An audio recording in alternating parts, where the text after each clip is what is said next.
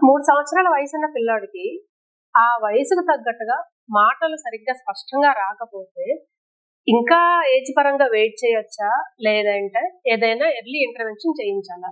Hi, this is doctor Sushmitha Gajula, psychiatrist. పిల్లలు పుట్టిన తర్వాత ఎదుగుదలలో వయసు తగ్గట్టుగా మాటలు వస్తూ ఉంటాయి.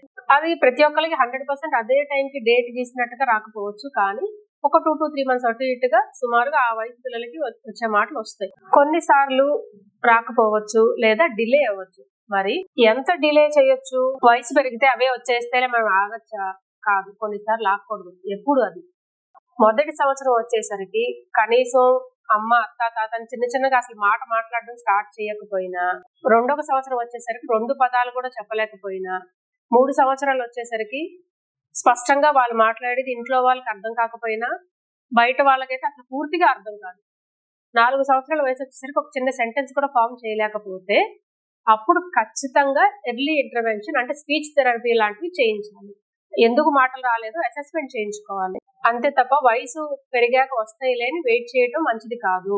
మొదటి 5 సంవత్సరాల లోపు పిల్లలకి బ్రెయిన్ ఎదుగుదల అనేది చాలా చక్కగా ఫాస్ట్ గా ఉంటుంది. కొన్ని కారణాల చేత అది డిలే అయితే దాన్ని మనం ఎర్లీగా థెరపీ చేయించడం వలన కొంచెం ఫాస్ట్ గా క్యాచ్ చేసి స్కూల్ జాయిన్ అయ్యే టైంకి వాళ్ళకి మాటలు వచ్చి కాన్ఫిడెన్స్ పెరిగి చాలా చక్కగా ఉంటారు.